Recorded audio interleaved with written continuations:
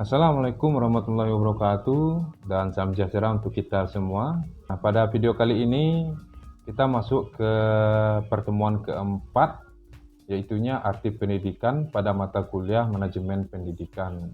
Nabi edukasi alam takkan jadi guru. Pada pertemuan ketiga itu kita sudah mengkaji tentang ruang lingkup, urgensi, dan pandangan manajemen pendidikan. Nah, di sini mahasiswa sudah banyak belajar ya, apa sih ruang lingkup, apa-apa saja yang dibahas di dalam manajemen pendidikan. Dan itu juga ada di dalam buku ini ya, lengkapnya mulai dari manajemen kurikulum, manajemen tenaga pendidikan, peserta didik, dan lain sebagainya. Betapa pentingnya manajemen pendidikan itu di dalam lembaga pendidikan ya, tentunya untuk sebagai upaya ya dalam mencapai tujuan dari pendidikan itu sendiri. Tergantung ini instansinya di mana atau diterapkannya di bagian mana. Misalnya kalau di program studi pendidikan sosiologi, maka seberapa penting pendidikan itu atau manajemen itu diterapkan di program studi pendidikan sosiologi tersebut yang berkaitan dengan tujuan dari pendidikan di program studi tersebut. Begitupun jika diterapkan di tempat yang lain begitu ya. Nah, sekarang kita masuk ke arti pendidikan. Nah, sebenarnya tentu kita sudah tahu ya, sudah memahami bahwa sedari kita lahir gitu ya. Ya ibaratnya kalau sewaktu lahir itu kita belum mendapatkan pengetahuan ya dari lingkungan.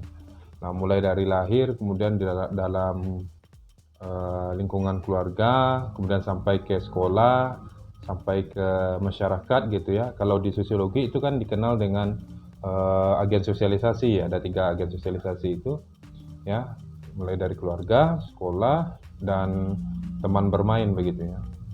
Nah, kita bisa melihat bahwa orang-orang itu terbentuk berdasarkan pendidikan dari minimal 3 lingkungan tersebut ya.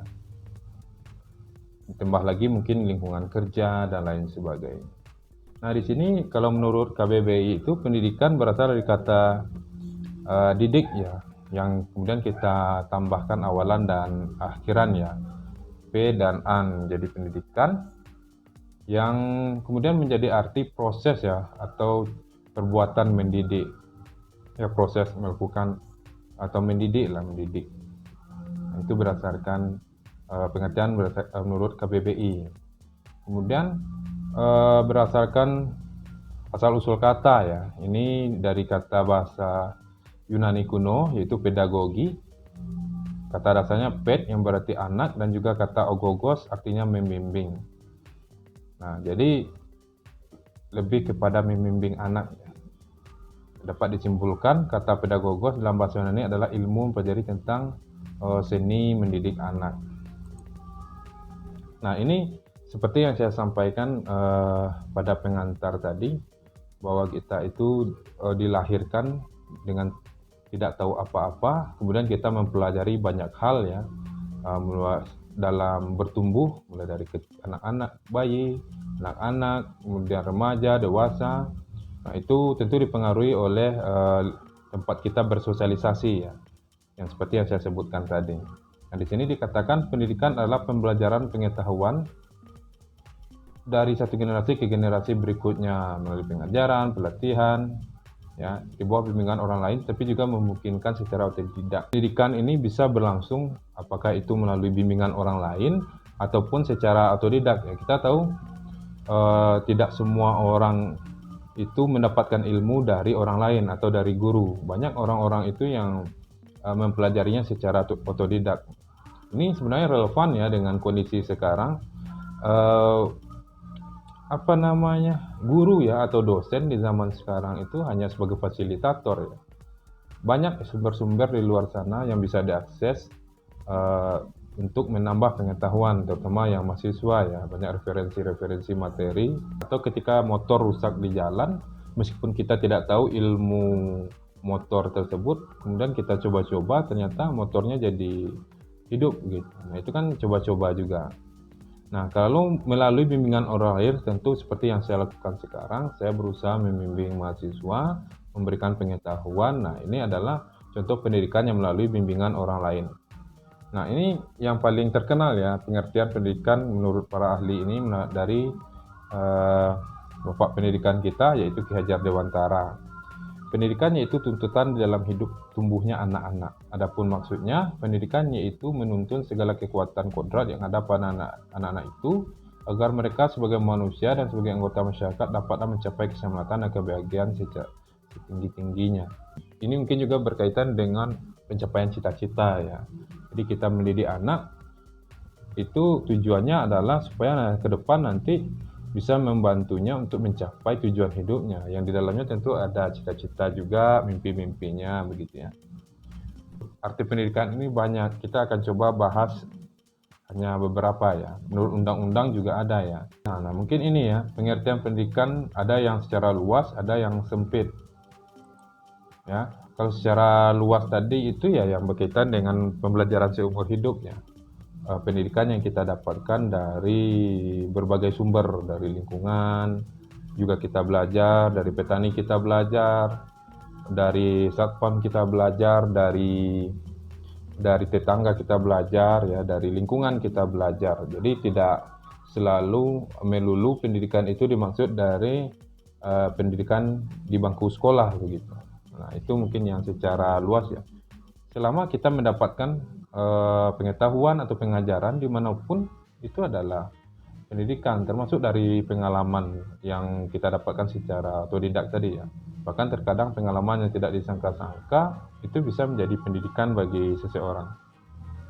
Nah, kalau pendidikan secara sempit itu memang diartikan pendidikan lebih ke bangku sekolah ya, yang formal lah istilahnya. Nah, ini disebutkan pengajaran yang diselenggarakan di sekolah sebagai lembaga pendidikan formal. Yang B-nya itu pengertian pendidikan berdasarkan pendekatan ilmiah. Nah, ini lebih kepada seperti yang kita lakukan sekarang juga.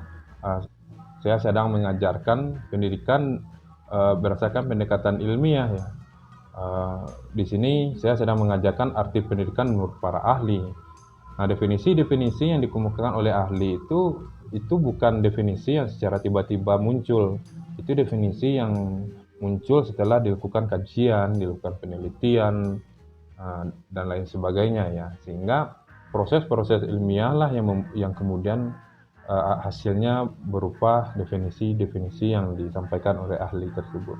Nah, kemudian pengertian pendidikan berdasarkan pendekatan sistem. Nah, ini juga sebenarnya bisa masuk secara formal maupun non formal ya kalau menurut saya.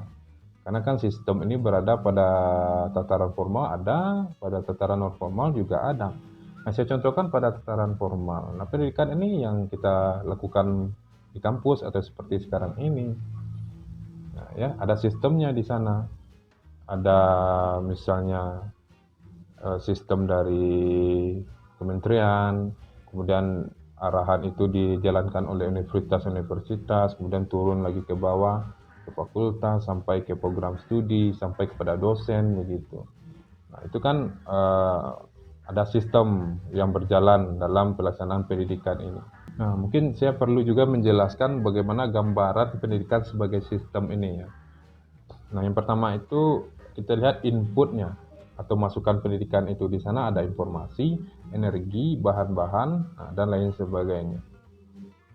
Nah, kalau informasi misalnya kita dapat melihat ya banyak informasi tentang peserta didik, kemudian informasi-informasi mengenai apa-apa yang dibutuhkan dalam pendidikan, kemudian juga berkaitan dengan informasi misalnya kurikulum dan lain sebagainya.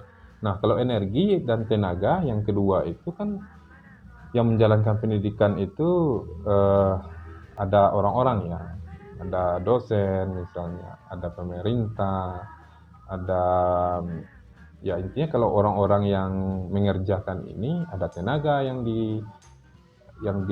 ada energi, ada tenaga yang dikeluarkan oleh orang-orang tersebut dalam mengurus pendidikan ini.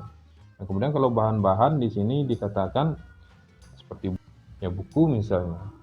Tentu dalam pengajaran itu kita butuh buku. Seperti saya butuh buku ini sebagai salah satu referensi. Kemudian juga mungkin internet, kalau di zaman sekarang ya kita butuh internet untuk memperluas pengetahuan kita. Nah, kemudian juga alat-alat seperti laptop, HP, tripod, lighting yang seperti sekarang saya gunakan. Nah, itu mungkin bisa dicontohkan sebagai bahan-bahannya ya. Kita anggap dalam sebuah sistem itu ya. Semuanya pasti berperan. Pengalaman berperan, ketika kita belajar dengan guru ngaji itu ada juga perannya dalam membentuk kita. Guru dosen di kampus, guru di sekolah dulu, kemudian teman-teman, lingkungan. Itu yang kemudian membentuk diri kita ya. Saya pikir begitu. Namun tentu yang paling penting itu adalah pendidikan di keluarga ya. Karena itu didapatkan dari kecil. Kita paling lama itu kan di keluarga.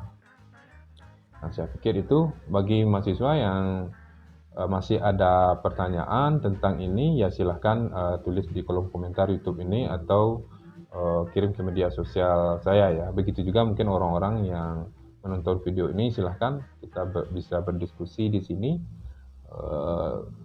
saling menambahkan, saling mengoreksi. Jangan lupa support channel ini dengan cara subscribe, karena subscribe itu gratis. Saya Romi Mesrang pada channel Naluri Edukasi Alam Takambang Jadi Guru.